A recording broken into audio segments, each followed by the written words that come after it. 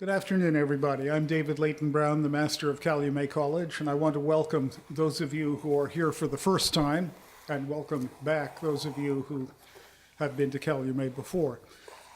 I pride myself on the intriguing and thought-provoking speakers that I've been able to line up at Calumet over the years, but we are about to hear an even more intriguing and even more thought-provoking than our usual very high standard. It is quite a remarkable story that Ian McCallum is going to discuss with us. You're here because you've all seen the poster, and I won't repeat the things that are on that about Ian's background, other than just to say that though Ian is one of those people accustomed to public speaking, and who has done that in a professional capacity in exciting places like testimony to both houses of the US Congress, what he will be speaking about today is personal rather than professional. He and his family lived through a fortunately not tragic situation, but an extremely painful one. And it is almost impossible to find an account such as the one that Ian has written by a father or a family member about the kind of brain injury and treatment that you will hear about. Ian is going to take us on his family's journey with their supposedly fatally injured son, from grave to cradle to now. For those of you in the room who are healthcare professionals, this is a view from the other side of the bed. For those of you who have touched this kind of experience or know someone who has, this will be a sense that you are not alone. And I think you are all in for something very special. Ian, over to you. Thank you, Dan. Thank you, Dr. Leighton Brown, and good afternoon to all of you. Thank you for coming. I think there is a particularly good fit between some of what I have to say and Calumet College. I understand that there is a fundamental point of view behind Calumet's activities, a theme which celebrates the individual in community. It cherishes the differences amongst its students. And I will come back to that theme. In the middle of the night last night, I fell awake, realizing that some of my assumptions about preparation for today were wrong. Thinking of this august body, the college, and all of you, objective academics, I was going to try to be objective too.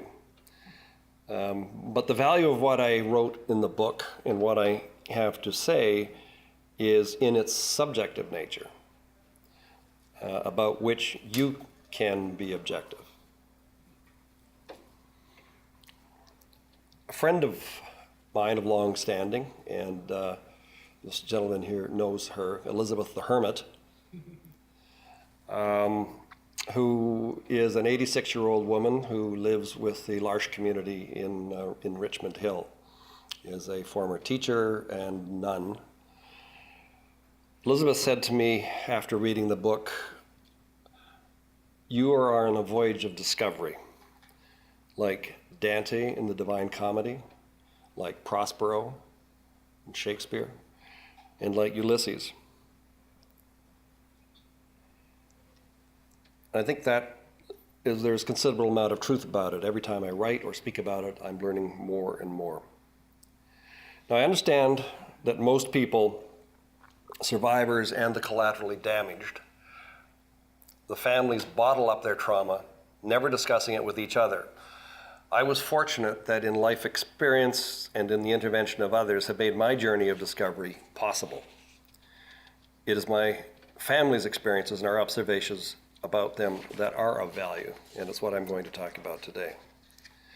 Now, my personal interventions included a cat and a budgie, an observant individual who invited me to talk, a psychotherapist who asked me to write an article, and a professor of nursing who read the article and told me that a book-length version of that article would be very helpful in teaching nurses. I learned to my surprise that my journey of discovery was somewhat unique. Others unbottled me and allowed that to come out. And the anticipated value in the book has been realized in many ways, in nursing schools and by a variety of survivors and collaterally damaged families suffering from a wide variety of traumas, not just brain injury. I was in a liquor store. I know that's unfamiliar to most of you, but I was in a liquor store a number of months ago. Ran into a couple who I knew. They had read the book. The wife came up to me as soon as she saw me, her eyes filling up with tears, her face getting flushed. And she said, "You write so well. I found myself repeatedly going into the bathroom and vomiting." And as you can appreciate, I had a hard time balancing those two notions. And I started to apologize, and she says, "No, that was a good thing." Years ago, decades ago, our two daughters were born premature, months premature. Our teenage son had an injury that threatened his life, and we've bottled all of this up over all of these years. Reading the book enabled me to get that out and to deal with those emotions. So that was one way the book has been of use. A couple of months later, she told me that she had given a copy of the book to a friend whose niece was in a coma and had told him specific contents of the book and said, "This is what you have to do with that individual in the coma." And I get into this in a section towards the end dealing with something called blood harmony, but it encourages families to engage with the family members in the coma in very tactile ways. You play their senses like a musical instrument, stroking them, talking to them, massaging them, kissing them so they engage the chemoreceptors. All of these things to reach into the coma, to orient them towards you and towards life. And she then emailed me and said that they were doing this. And I wrote back saying, "I hope to hear good news about this young woman in her early 20s soon." The next day she wrote back and said she died. And it took me about a day to sort of process that because I felt that I had let them down somehow, that this, by suggesting they do this, that they might have the same results that we had had. And I wrote back and said, "I'm so sorry." And she wrote back and said, "No, it was a grand farewell." So there was the benefit of the family being able to be in physical and psychic contact, emotional contact with that individual, and being able to, after her death, say they did the best they could possibly do, and that they knew that she would have known that they were there as she was dying. The cat and the budgie is a different story. In my youth, my aunt's cat, my aunt had to remove the budgie from the jaws of her cat, our budgie. And she put the budgie back in the cage. It was badly shaken up, and it was bleeding slightly. It had been a very grumpy budgie, but moments later it started singing, which it did until it died years later.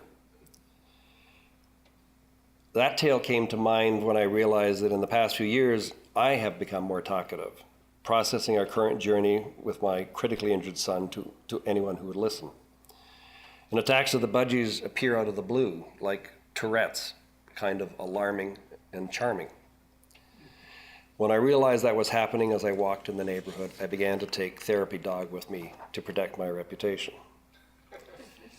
So some of the budgie effect affects me, and it is part of the explanation as to why I have been writing, why I have been talking, and how I can go about doing it. Now, it would help if I could see a show of hands here, just know a bit about you. And so I'd like to find out if there are any trauma survivors here. Okay. Any collaterally damaged family members? No. Healthcare professionals? And so the rest would fall into the other category, which is none of the above. Since many haven't read the book, I'll read a few passages and I'll talk about those passages, talk a bit about our collaterally damaged family and what it has learned, and then open it up for questions. And I may even have a sensual or erotic experience for you later on. Except for healthcare professionals, the rest of us are constricted by life to such traumas. Survivors, collaterally damaged families, friends, colleagues, conscripted all. Our lived normals are ripped from us forever. How do we cope? How do we survive? Many don't. Models for new nows are unavailable or are based on an arbitrary and dangerous notion, normal. How then do we set new expectations? How do we recalibrate our lives? What benchmarks do we use? This is true but different when we are in the bomb blast during the critical care or the acute care period, and different again in rehabilitation and life beyond, if we have been lucky. I'm going to read some passages from the book to give you a sense of the complex personal and interpersonal progression from onset through into rehabilitation. Some of them are from Facebook postings, which started day 2 and were updated twice daily during the first couple of months. And some are journal entries that I had made throughout. Now, ours is a good news story, although it didn't start out that way. Grave. That first Saturday in April promised to be the first beautiful day of spring. We were expecting our eldest son, 32-year-old Drew, to arrive for the weekend from his trackside loft in the area called the Junction in the west end of Toronto. We were looking forward to seeing him on his own for a few days, a very rare occurrence. He had a full life with his high-tech job servicing global clients and his electronic music composing and DJing love, for which he had a global reputation since his mid-teens. At 12:10, vacuuming the kitchen, I didn't hear the phone. Minutes later, my wife, Rachel, handed me the phone saying gravely, "Listen to this. It's the police about Drew. I'm going to get ready to leave." I phoned the sergeant at the scene who gave me the basic information, including that Drew was okay, but had a fractured skull and lost a lot of blood from a head wound.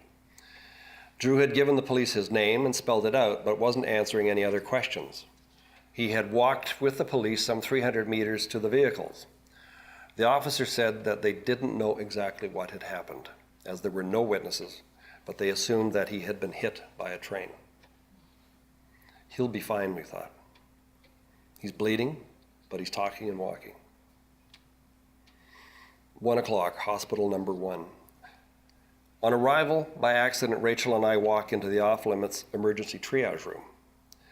We see Drew's unmistakable legs, and walking closer, saw with great relief that he had no apparent injuries below his nose. From there on up, his head was wrapped. The waiting room for the 7 of us was a claustrophobic 8 by 15 feet. I went to meet with the police.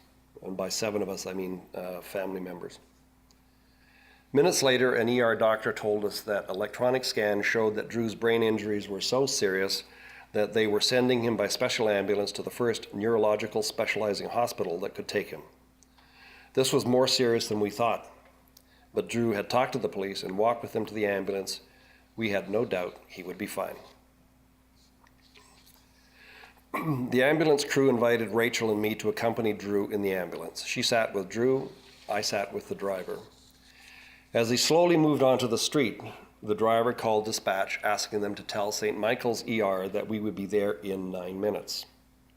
Good luck, I thought to myself. It's mid-afternoon on the first nice Saturday of spring, so the 8 kilometers of streets between us at St. Joseph's in West Toronto and St. Mike's in Central Toronto would be jammed with cars and pedestrians. Either you're fibbing to make certain that the emergency team is ready when we arrive, or you know a route that I don't. We turned east onto Queen Street West. As we drove through the first main intersection, driver pulled into the left lane, accelerating head-on into the oncoming traffic. Then he turned on every siren and flashing light the ambulance had.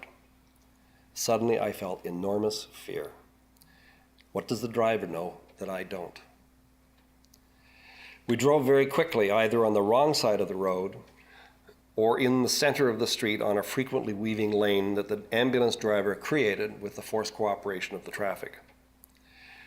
As we passed many places Drew and I had visited together, I wondered, is this the last time that Drew will ever be here?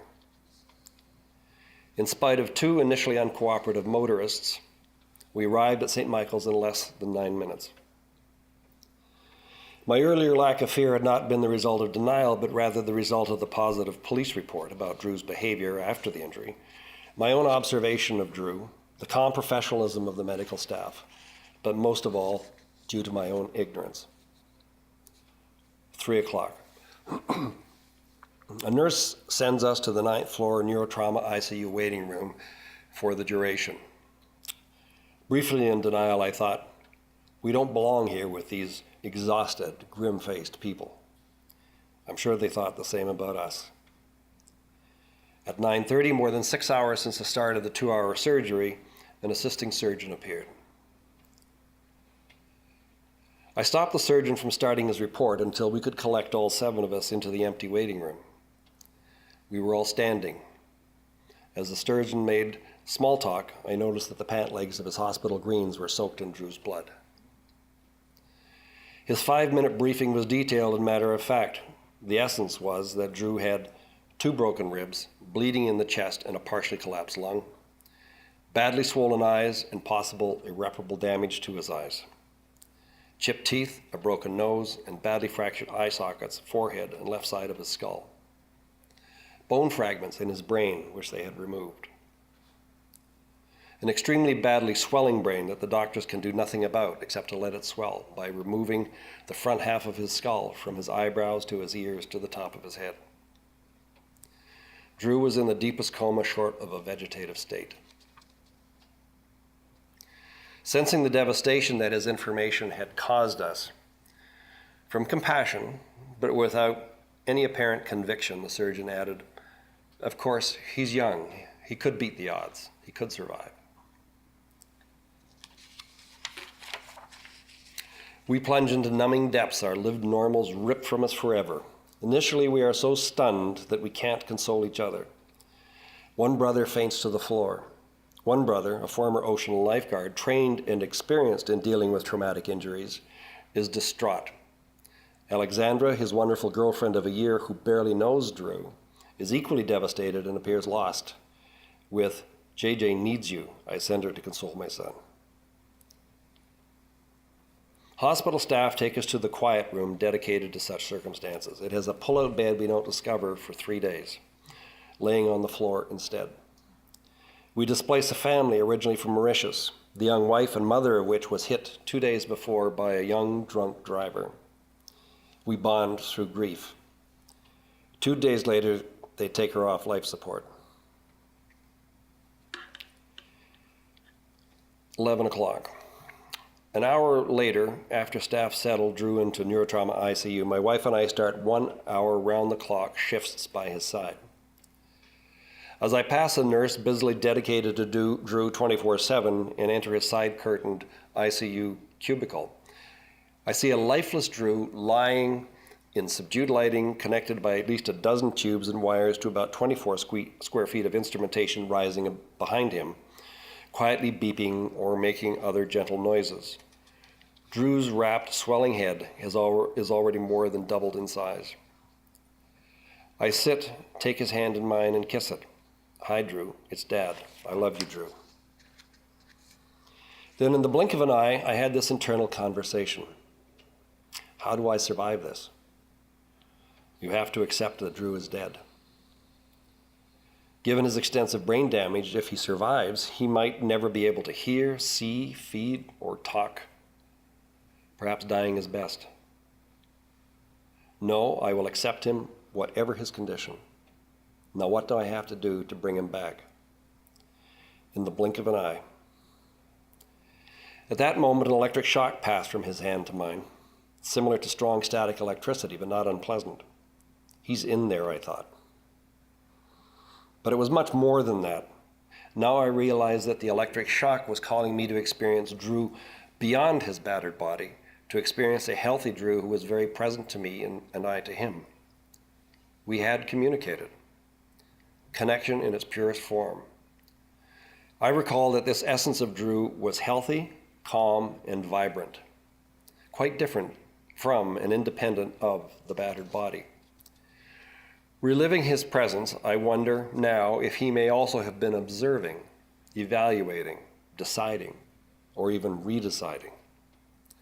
Then I experienced a deep, lasting peace, and so it has been. Part of Rachel's own bedside dialogue was, whatever God decides, I will accept. And so we passed the night.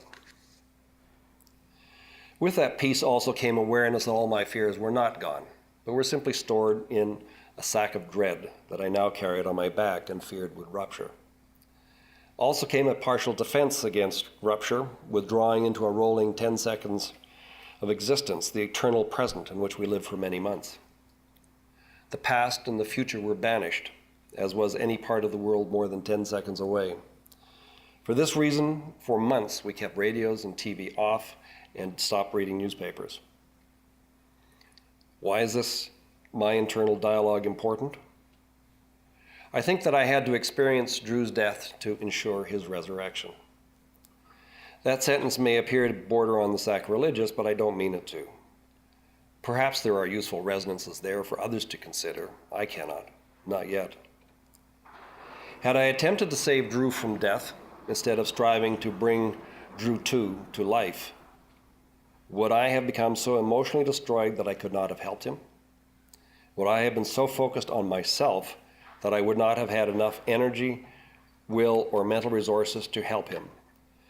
Would my fear and emotions have drained me to the point of impotence? Upon reflection, there might be a debate about what could be characterized as the obligation to the injured versus an overriding obligation to the self, in order that you survive so that you can help the injured. However, is there not an overriding obligation to our injured child never to give up? To fight by every means possible to prevent them dying? Was I selfish in accepting that Drew was dead? Or was it absolutely necessary in order that he might transcend death, that his vital essence be reunited with a viable body?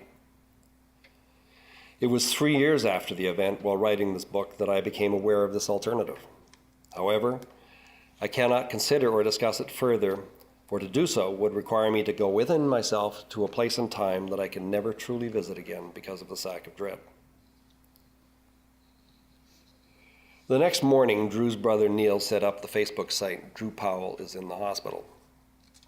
The first posting was day 2 at 10:20 a.m. Ultimately, 800 people registered. There were 47 pages of daily, sometimes twice daily updates, 948 messages, 66 pictures posted by others. The site also fed thousands of people via hyperlinks from other websites run by both Drew's industry and music communities. In order to be on top of developments, many registrants kept Facebook open on their computers, simultaneously dreading and compulsively reading the twice daily postings. The book contains edited Facebook and entries in my journal entries and annotations to them as well. The annotations explain what was really happening at the time, but either we couldn't report or what we later came to understand. Day 1, we read messages that had already been arriving almost immediately. The nurses gathered around to listen. They said, what a wonderful person he must be for so many people to love him. He was becoming a person to us as well. That seemed strange to me when it occurred to me, but it was true. Us, a collaterally damaged family in trauma, are lost in chaos. Therefore, even though we are committed to saving or bringing back, as the case may be, there are frequent occasions of uncertainty, self-doubt, fear, loss of energy, so on.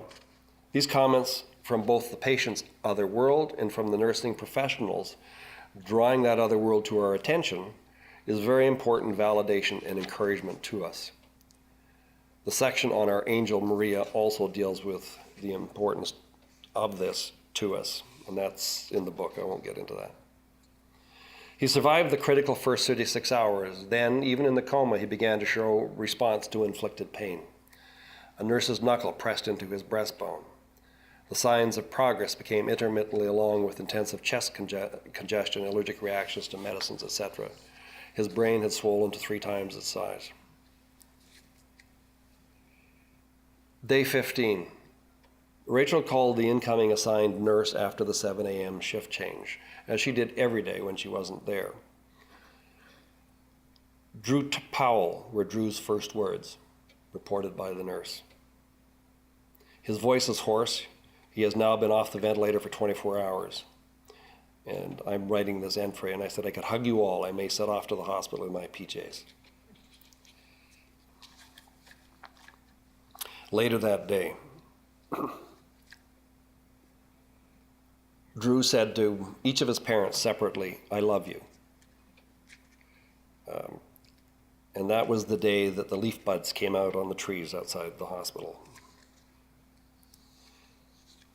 When the nurse was helping him cough and clearing his breathing passages, he spoke a fair amount, but for the most part it was not intelligible except for more or thank you. But from time to time he spoke clearly. "The music calms me down," referring to the ambient CD that Neil had prepared and was playing continuously to him. "Rub," he said to his aunt, who stopped rubbing the sole of his foot, and both his parents separately heard, "I love you." One of the nurses who admitted Drew to hospital to neurotrauma ICU 15 days ago was on duty today. Drew's mother, Rachel, said to her, "Drew said his name this morning. It's amazing." The nurse replied, "No, it's a miracle." The next day, Rachel was there as she was every day, and the doctor who admitted him in ER initially had come into neurotrauma ICU and had sat down at the base of at the foot of the bed where there was a table with quite thick reports on it at that point.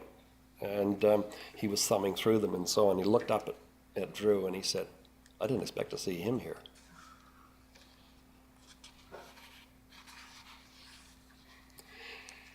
Same day, when Rachel was leaving, Drew tried to kiss her goodbye in spite of the oxygen mask and his wrist restraints. I also was standing 10, 16 feet away from him and talking to a nurse, Natalie, and asking her a question. And as she replied in detail, I looked at Drew and at Neil, who was standing with him. Drew was facing me. Even though I knew that his sight had not returned, for some reason, I waved at him and he waved back. I was dumbfounded. He saw me wave. Prior to the wave, Natalie had been explaining to me that what Drew had just gestured to Neil with both hands, the salute with the first and fourth finger extended and the third and closed finger, second and third fingers closed, while saying to Neil, "Party," was an indication that he had his fine motor skills, the highest level of physical functioning. He still had much to overcome, but Drew's word for the day was party. Day 19. Rachel and I were there, and he asked us our ages, and we felt, his memory wasn't so good, so it was safe to tell him. And when we told him, he said, "Holy crap," which didn't make us feel terribly well. And I said back to him, "Just a minute, sport. You're 32. Silence. "Holy crap." Made me feel somewhat better. He'd lost about 9 years of his memory. He didn't remember any of the event. He didn't remember, he remembered eventually he got the 9 years back and he started remembering even he thought earlier the morning of the day that he was injured. But he started doing things that you wouldn't expect somebody with his degree of brain injury to be able to do. He talked on to me for 5 minutes about parallel processing and how we all allow overanalyzing to add to the burden of useless information that inundates the margins of our lives. And I'm basically quoting him verbatim.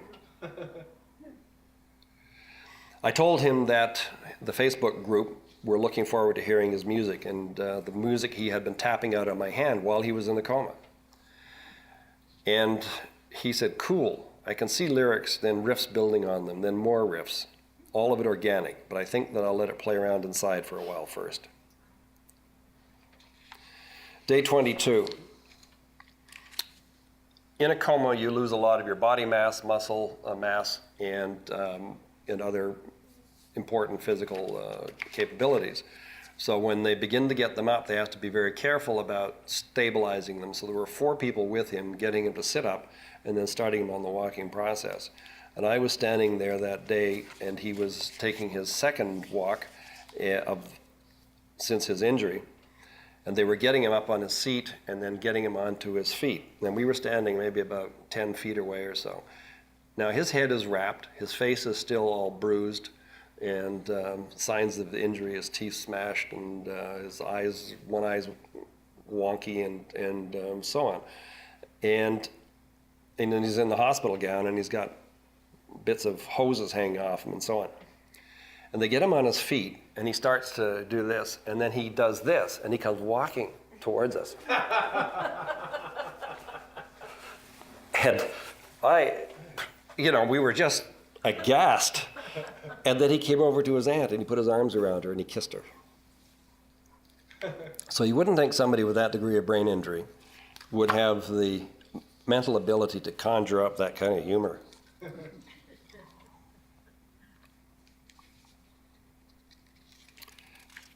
In this process, we never asked, the doctors never told us, and we never asked, is Drew going to survive? There were various stages where he was progression, because that first doctor had basically removed any hope whatsoever. Every subsequent improvement was something that we cherished, that we valued, that we celebrated.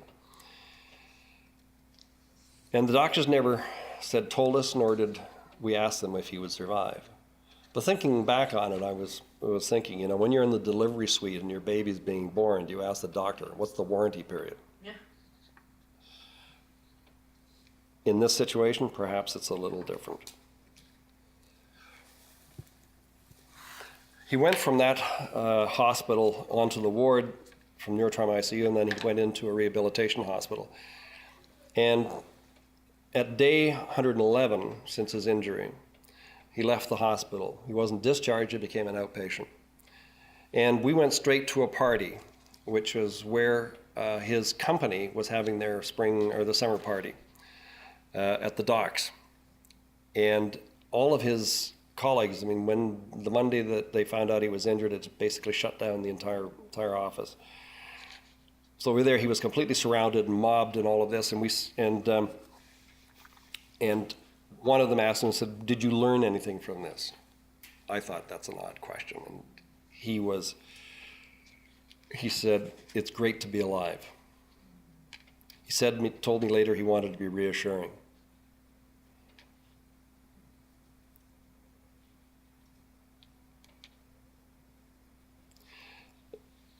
Day 616, he returns to work. Now this was a couple of half days a week to start, but this was very important because it was a sense of returning to personhood. It was reclaiming his life. This is one of the stages. The others, of course, were independent living and all the usual kinds of things. But this was a very important one for him and for his the company and all the people where he worked and all of his friends. And he worked there for 2 years, but then the energy involved in commuting and working and what he needed to heal, because it takes 8 to 10 years for brain damage this badly to heal, was just too much. He couldn't do both. So he's now on another sabbatical. This past summer, he went on his first independent trip.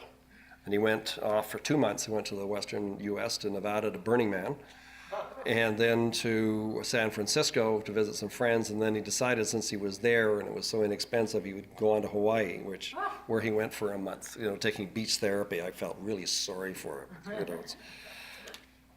But it was really important that he do this, because here he was with people who knew of his injuries.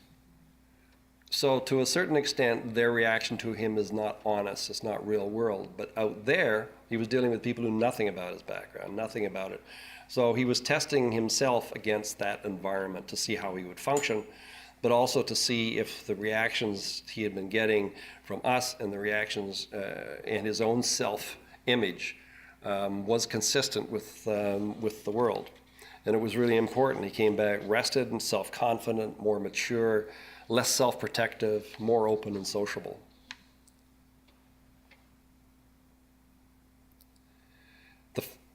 The collaterally damaged family was emerging into a new world. Over time, we were emerging tentatively from our rolling 10 seconds of existence into a constantly changing new nows.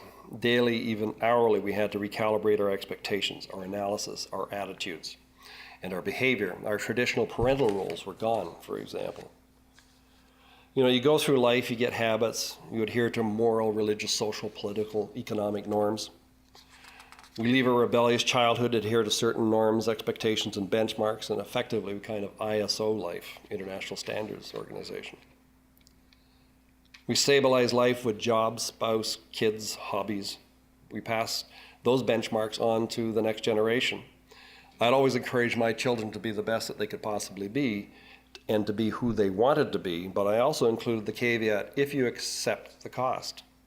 In other words, be who you want to be, but you have to recognize that some things will come with costs.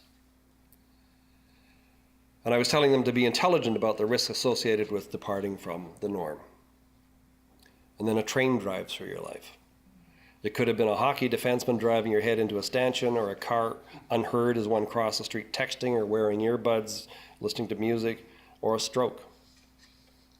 So what did my advice about accepting the cost for difference mean now? Our traditional parental role was based on useful but false assumptions. We have always been different. One from another, him, us, you.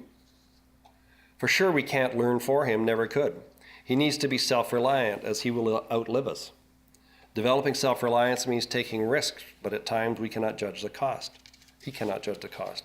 So what then? But it is important that he make his own choices and self-regulate about things like alcohol and smoking, bad for his brain. And it is both practical and self-validation. It is important that he learn about consequences. Initially, it is important that he live life and not be made to feel any more different than he already knows.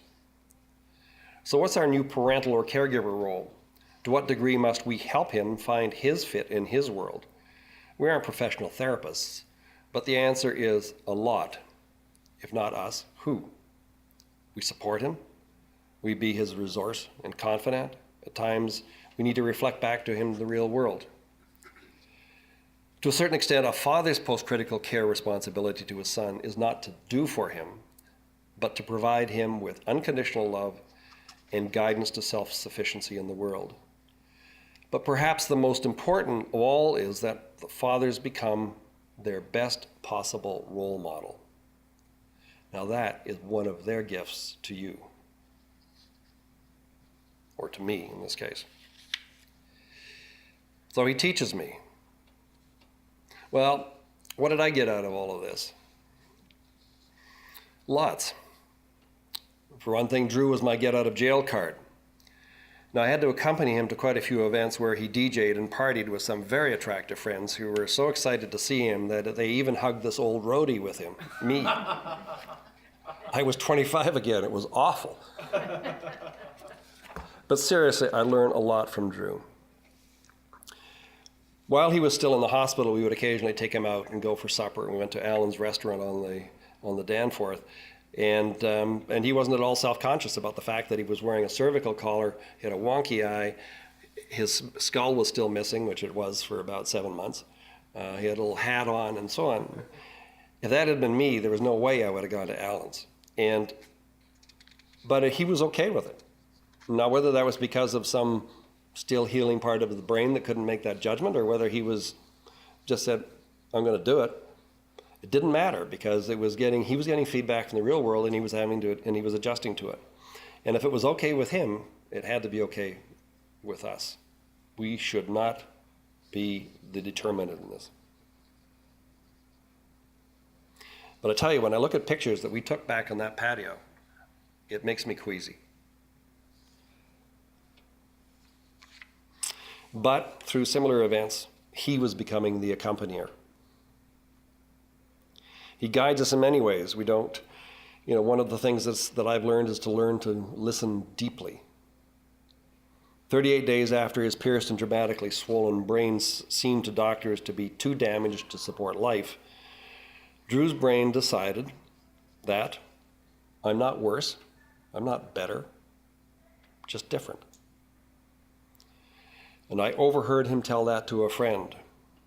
I was impressed at the time, and it made me evaluate how I evaluate other people, not just Drew too. I mean, I had been applying ISO standards, benchmarks, biases, and perhaps even bigotries, and I struggled to fix that. But it was months after finishing the book that I suddenly realized that what Drew said had another big impact on me, because the friend that he said it to had been born with one hand. He suffered some other handicaps as well, but at the time, for none of us was it even a factor. I mean, it just didn't appear on our radar that Drew was saying this. So this was something that his friend Frank had probably had to endure himself from a very young age. So you see, all of us accepted each other there as so-called normal. So suddenly that term broadens quite dramatically. And then I became aware that we were accepting such a broad range of normals that this term was irrelevant, misleading, and even damaging. But what is the appropriate term, phrase, syntax, or descriptor? We have become very aware that we are prototyping our lives, moving through each new normal to each fleeting now. And that was a text that I wrote some time ago, and I don't think I would write it now, because we're not going through each new normal, because I no longer can relate to that term. I just don't relate to it. It's not an intellectual decision. I just don't relate to it. It has no meaning for me anymore.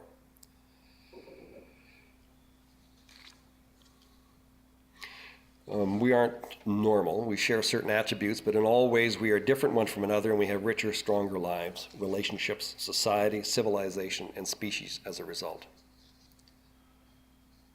Drew has been developing some interesting insights. He was commenting on the memory loss and confabulations in his 95-year-old grandmother, and seemed to suggest that he recognizes and identifies with some of those phases, as if they resonate with some of his own experiences during his healing. His parents' occasional memory lapses should also give him comfort that when he has them himself, it is an acceptable part of the human condition and not a worrying personal deficiency.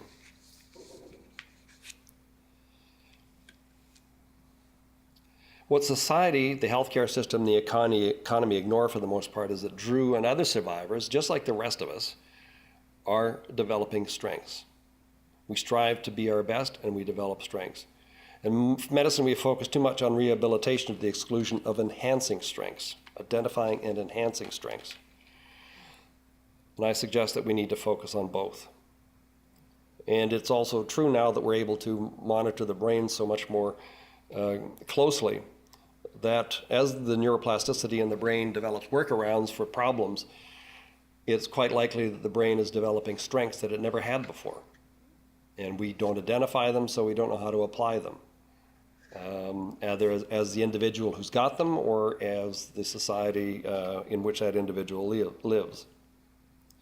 So awareness of strengths is important to our self-esteem, feeling of security, motivation, ambition, and even healing. If you're feeling positive, you heal faster, you heal better. It affects the individual, the family, and society. We're so used to pushing a button to make things happen immediately. That doesn't happen in brain injury and many other health matters. Too often these people are warehoused or written off. They don't fit our current economic model. We need to change that. There's a word used by Michael J. Sandel in a book called economism, where is basically everything is reduced to a financial number. It's human capital. Doesn't that give you the warm and fuzzies?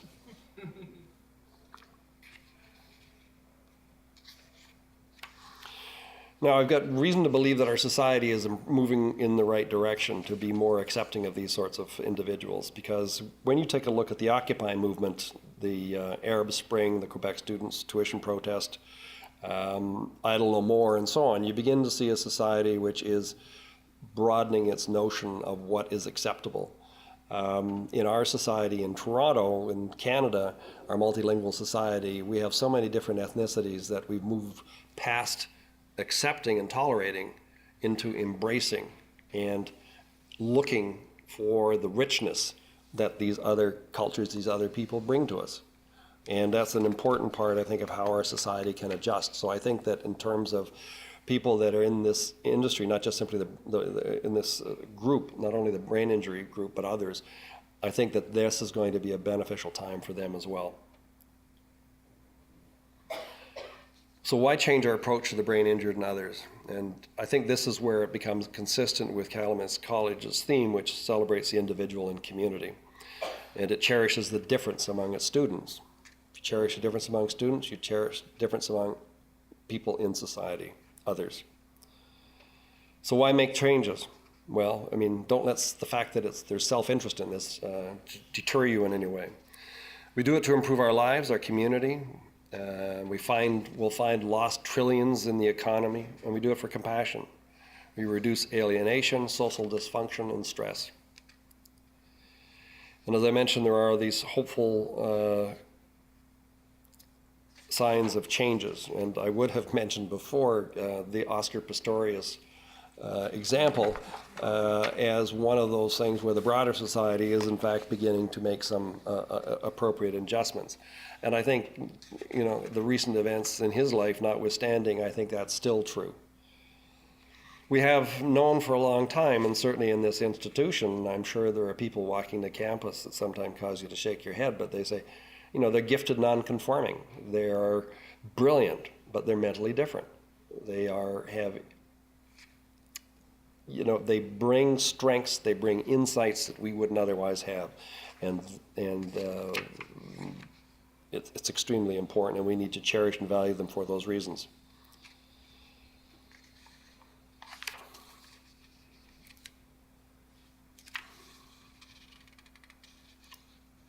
Let me just end by really looking at, before we get into a Q&A and so on, talk about a bit about blood harmony.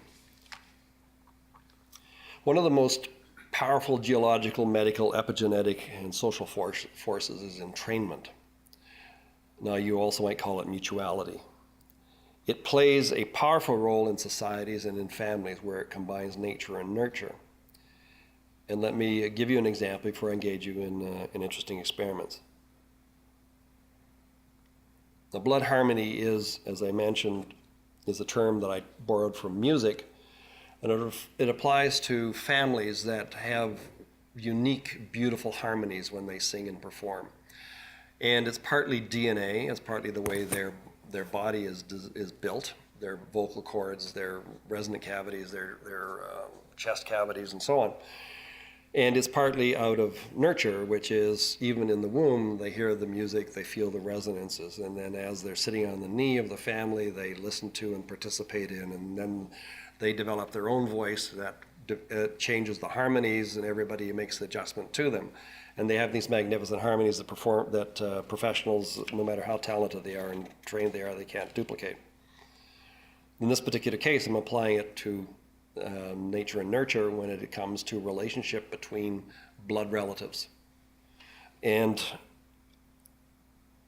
patients in comas and patients near death must be helped to orient themselves towards life and the present place and time, which to them are relative to each moment. This realization is very important because we are all on journeys all of the time. Those asleep, in a coma, or trauma are no different in that regard. The difference between them and us is that their grasp of time, spatial orientation, and facts may be completely derailed by their brain injury. An example is a warehouse. Being in a coma is a bit like being in a warehouse hit by a tidal wave or earthquake. All the shelves have fallen down, everything is on the floor. The patient has to then pick up everything and put it on the correct shelf. The trouble is they don't know what the shelves are. They don't know what any of the items are. They don't know what's up, down, left, right, past, present, future. So you've got to orient them in that chaos to something that enables them to work out the rest. They may not be able to tell the difference between reality, dreaming, or death. And being unable to tell the difference, in which direction will they orient themselves? Now, my guess is that left alone, they will orient themselves towards the near future, which is the most peaceful and the least painful. Unfortunately, that place may be death. Although we know that the brain has great neuroplasticity, we know that neuroplasticity rewiring is implemented slowly over considerable time, perhaps as much as 10 years, much like the 10,000 hours required to learn a new skill.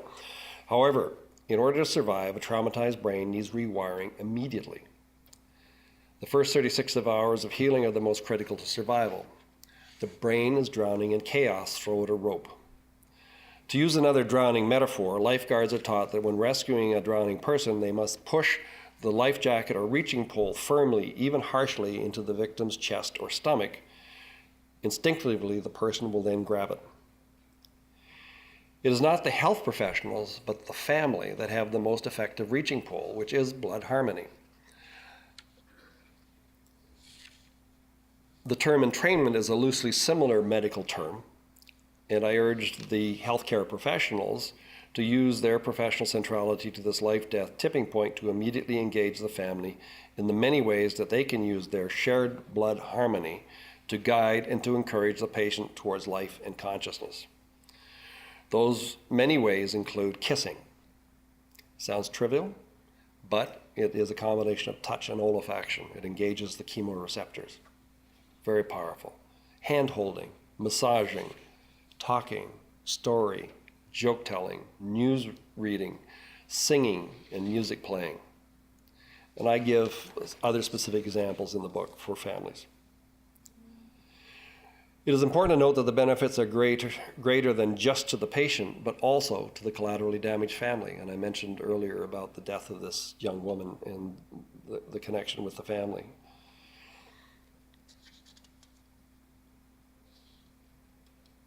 So by doing this, you bring about the possibility of increasing the chances of saving that individual, about healing them faster, but you also heal the collaterally damaged family in the process. And this is part of what I'm encouraging nurses in nursing schools to do and nurses in hospitals to do as well, because you're having a bunch of these people standing around and catatonic for the most part, afraid to do anything, but they're not furniture. Use them. They have to be healed as well.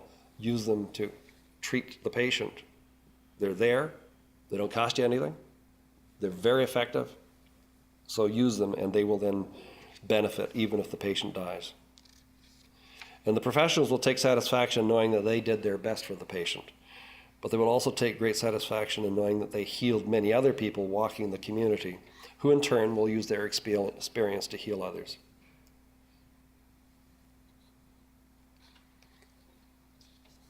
Now, I promised you a sensual experience. And what I want you to do is to close your eyes and to remember a kiss. It could be a kiss from a grandmother, grandfather, a parent, a child, a favorite aunt. Just remember that kiss and remember the smell of that kiss.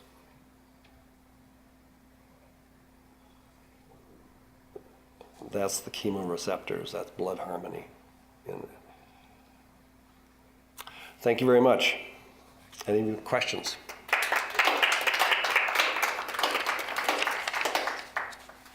I'll let you field questions directly now.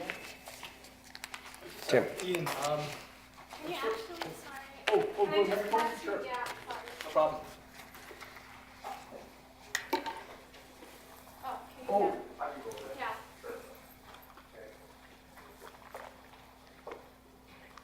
Yeah. Yeah, Ian, that was really great to hear all that. And I have a question just about your son. And I wondered what role was he ever involved with groups of other people going through recovering from brain injury? Was that part of his recovery?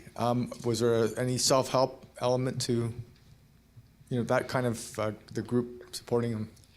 No, he didn't really get involved as in a kind of group therapy situation. He was working with therapists for many months, in fact, for a couple of years, on an intermittent basis. And we engaged a psychotherapist to work with him directly. He has met with other brain injury survivors and with families, and has spoken to them and with them. But it is more in a sense of sharing what he's been through and being a kind of mentor. Normally, he has been meeting with those that have had more recent traumas. So they're still accommodating themselves to the new nows, the realities of their existence. One of the big problems that we find with many of those people is that, and with their families, and this is very damaging when it happens with the families, is that they set expectations which are far too unrealistic. They try to ensure that that individual returns to their former state. They want it done now, next month at the latest. And it's not going to happen. And the reality, too, is that those individuals, if we measure ourselves 12 months, after a 12-month period, we're going to be different than we were 12 months before. So it's unrealistic to return to what you were, because the rest of us don't do that either. Presumably we improve ourselves and move on. So he has been working with them and is quite willing to work with others. Right. And one other question I would ask you about, I was reading through your book, one of the things you talked about, which I found quite interesting, was you were talking about it during Drew's recovery, how you were taking more of a, I'm going to say controlling, but there was an aspect where you were more involved than, like, you questioned whether you were overstepping legal sort of bounds, because he's an adult, and but you were doing things to protect him. So I wonder if you could just talk briefly about that. Like you knew yourself there was things that he might do that could be risky, but he wanted to do those things, and yet you kind of took a stand, and so you talked a bit about that in the book, probably in the early stages. Believe it or not, it's ongoing.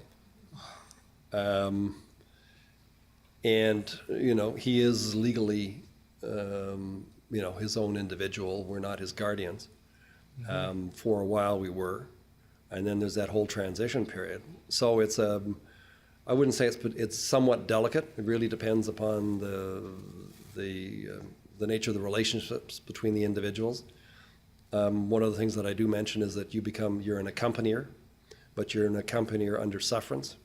And you can meet with the patient and the patient's doctors and therapists. But if it's apparent that there is a dysfunctional relationship between the patient and the family, the doctor is going to take the side of the patient. Yeah. And they will exclude you from these meetings, and they should. But you have to develop and evolve a trust relationship between each other. And, we knew, and he knew, that he had to trust us for certain things, even though he didn't like them. And as he was coming out of the early stages of the brain injury, there were things that he was adamant about, like getting his computer and his phone and his wallet into his hospital room. And those are really problematic for security reasons, safety reasons, and so on. And we wouldn't let him do it for a while, and then we allowed him to do it. And there was it was a pretty tense situation. And then he came to the conclusion that it was stupid to have them there, and he was willing to put up with it. Yeah. Thank you.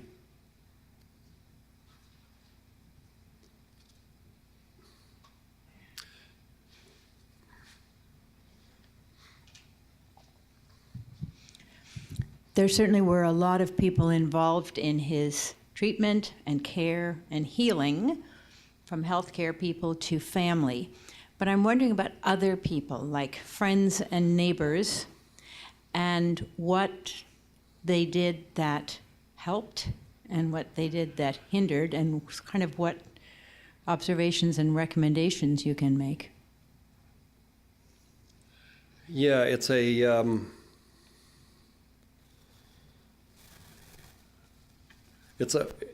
difficult area, because when you're thrown into this kind of trauma, and there are all kinds of traumas that are are equally as bad. It's difficult for people not to know what to do and to feel helpless and to not want to interfere. And there's this natural reticence about not getting involved and so on. It's a mistake.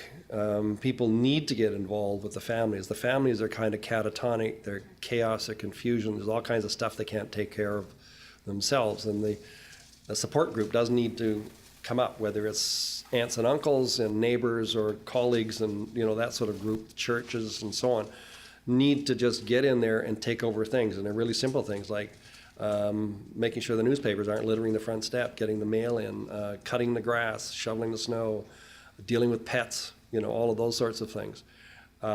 Finding places for people flying into town to stay. There are just all kinds of practical things. Getting appropriate legal help, which is necessary, or which one really does need right up front. Drew's friends were a tremendous group. He has this group that we knew not a lot about, and we weren't sure they were a great group, but I must say that having met them, we knew they are a genuine community with a tremendous commitment to each other, and they really step up. And I'll give you a very simple example. The second day that we were there, a friend of his, the one that I mentioned that had the one hand, turned up at the hospital with his wife, and they had some bags of food for us in the hospital. It was snack food, but it was healthy snack food. Because they knew that we would not want to leave the hospital room to go down to the cafeteria. About a week later, somebody contacted me by email, a total stranger, but one from that group, and said, we've made an arrangement with the facility so that you can order restaurant meals and have them delivered wherever you want. And we've got a $750 there for you to use. You know, so they can deliver it to your home, they can deliver it to the hospital, wherever you want. Because you just don't have time to make meals. You're just so exhausted and burnt out and all of that. You know, very practical things. These were total strangers to us, not to Drew. They were, many of them were strangers, somewhat strangers, and some of them knew him much better. There was another group, he was injured on a Saturday. On the Monday night, there was a group gathered in Gorevale Park, and they had a prayer session. Now, it's not unique for people to do that, but it's unique that most of them were agnostics. There were prayers for him in a mosque in Dubai, a convent of Catholic nuns in the Caribbean, churches in Australia, England, Canada, and other religious groups as well. And this was as part of that community of his. They did a lot of other things as well. There was a lot of other ways in which they stepped up and helped. And you get this on the one side, which is very positive. On the other side, you get people who, effectively say something like, that's tragic, or, equivalent to, aside from that, how did you like the play, Mrs. Lincoln? And some of those are in business, and some of them are people some of them you think you know very well, and so on. And you can't write them off completely, but there are some which eventually you say, you realize what their reaction has been, and it's time to get them out of your lives. But there are many people just themselves don't know how to deal with this. It's just, and they can't be blamed for not knowing. They need guidance in the same way that the rest of us need guidance as well. So it's kind of a delicate situation. But there are a lot of practical ways in which people can step up. And in fact, in the back of the book, there are to-do lists for specifically for family and another set specifically for the broader support group or friends. And St. Michael's Hospital, we just had an email exchange today about they're probably going to make those lists available in the neurotrauma ICU waiting room. We're just talking about the form that takes. Just in order to get people moving at an early stage. Because the friends are traumatized as well. And whether they're friends of the family or friends of the survivor, they're all traumatized. And doing nothing is making them more traumatized. Giving them something to do, even if it's just saying, as we did in our postings, his lungs are congested today, he's got pneumonia again. We need some thoughts and prayers and healing energy focused on his lungs. We want some of you to focus on his brain so swelling goes down. We want some focus on his lungs. Now, we can have debates till the cows come home as about the effectiveness of that, but in terms of him, but you feel you're doing something. And it gives you some momentum forward in a constructive way.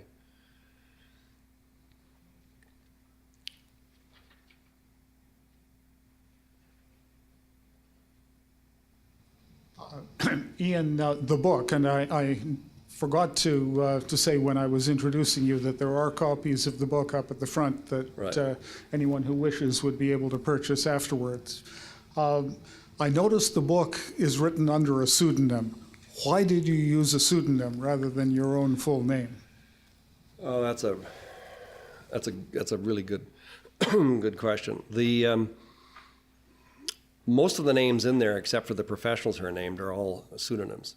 And when I had, as I said, we were progressively coming forward to this, and the book would never have come into existence, and I wouldn't have come to my state of awareness of the situation. I would still have suppressed traumas had I not been going through these progressive stages. But when this professor of nursing said to me this would be really helpful as a book for nursing students to teach them empathy, to teach them the other side of the bed, to teach them all these sorts of things, I said, well, I'm not a professional, so I don't have any legitimacy writing such a book. And then I said, but if you agree to help me, then I'll do it. And unfortunately, she walked through that door. But then for 6 months, I could not start. And I finally decided I've either got to do it or abandon it. I can't let it hang around anymore. And so I spent a couple of minutes just sort of thinking about it, and then suddenly up into my mind came this notion, we'll write it pseudonymously. And suddenly it freed up everything. And then I later began to think this is because I was now writing it in the third person and not in the first person. So I was effectively standing outside myself to talk about myself. And it made a huge difference because it made it possible for everything else to flow. I don't understand the psychology of that, but I'm sure that there's lots of precedent for it. But it made a huge difference. And there were other practical reasons too why to do that. But so that's the way we sort of went forward with it. And I felt in order to talk about some of the other people that were involved that it would be important to sort of give them a bit of anonymity as well, and also to give Drew anonymity too. But frankly speaking, we're not spending much time trying to hide ourselves. So it served the purpose. But we're happy, and I'm happy with it. I'm not about to go back and change the author of the book.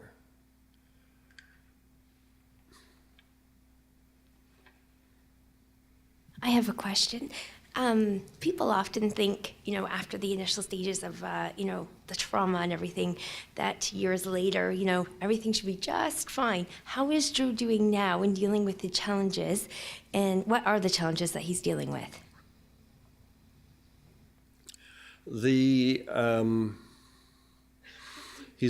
on his second sabbatical, and he's been there now about 15 months.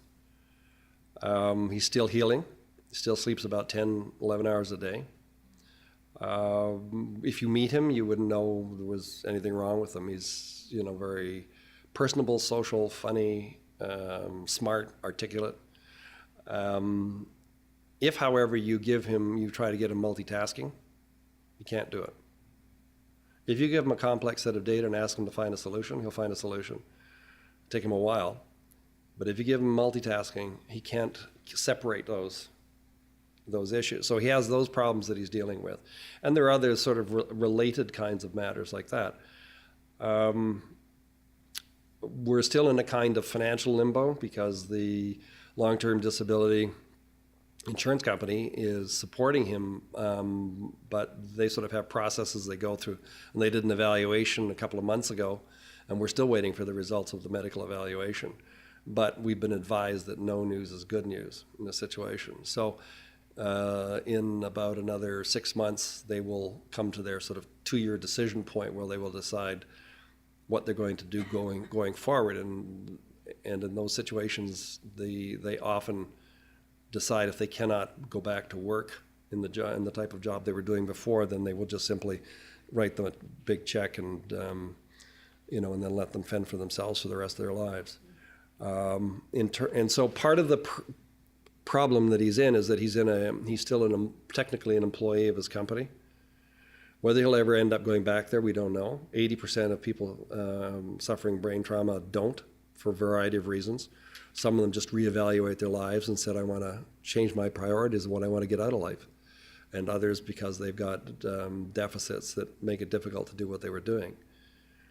So he's living at home with us.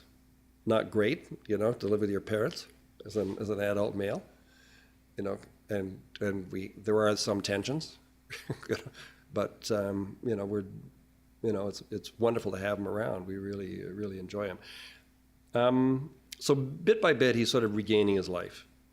He does a lot of DJing, does a lot of that sort of stuff, but he's reluctant to go out and even start looking for other jobs, for example, or doing that kind of thing because it may compromise the situation with the insurance company. And he wants to keep that clear.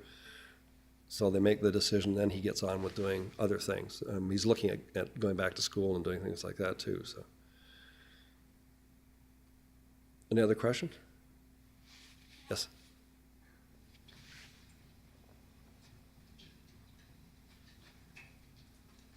You spoke about your son or the patients of a trauma reevaluating their lives.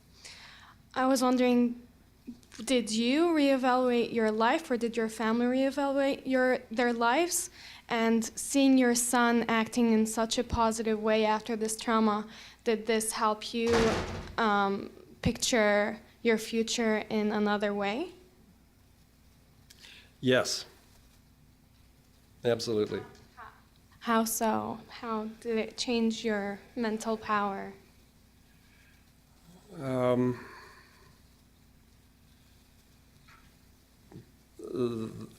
That's an incomplete process, but the initial thing is that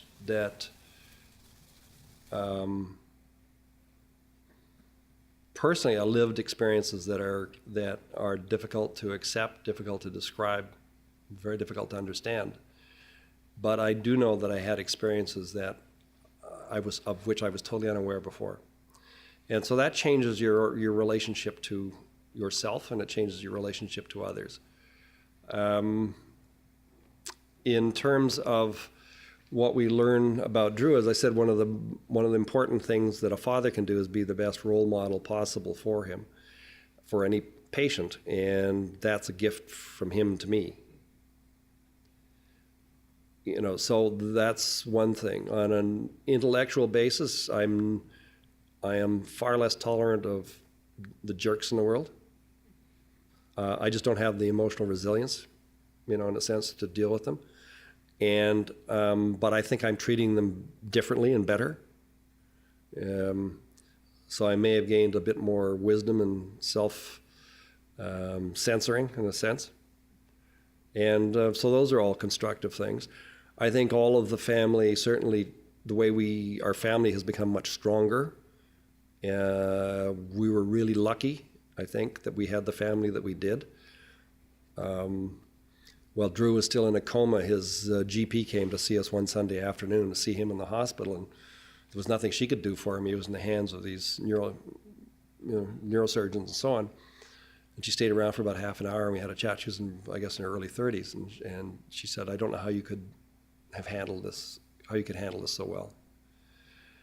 And so that was kind of a corroboration of the fact that we were doing some things right, as viewed objectively by a professional. So that sort of encourages you to look forward to other ways to apply that. So part of it is also doing the book was to help other patients, either directly or indirectly through nurses and hospitals. But I think that issue of self-awareness and maturity is something. And I must say that we went through that, and I have to think that there are many people in Canada who, for example, are immigrants that have come from war zones and from countries where life is appalling. And I have to think that they too have come through this with strengths that they never knew they had or would ever need. And I think that is beneficial to them and beneficial to society. Is that sort of getting to is there any other specific question? Is that,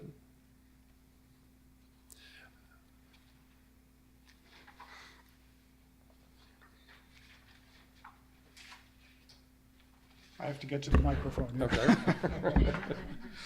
I want to thank you very much, Ian. This has been, as I expected, a truly memorable and truly valuable talk. And I do encourage people to come and look at the books afterwards. I want to leave you with a lasting, tangible memory of this occasion. This is a Calumet College bag filled with Calumet College stuff that Fantastic. will enrich your life. Fantastic. Thank you. you. Thank you, David. Thank you very much.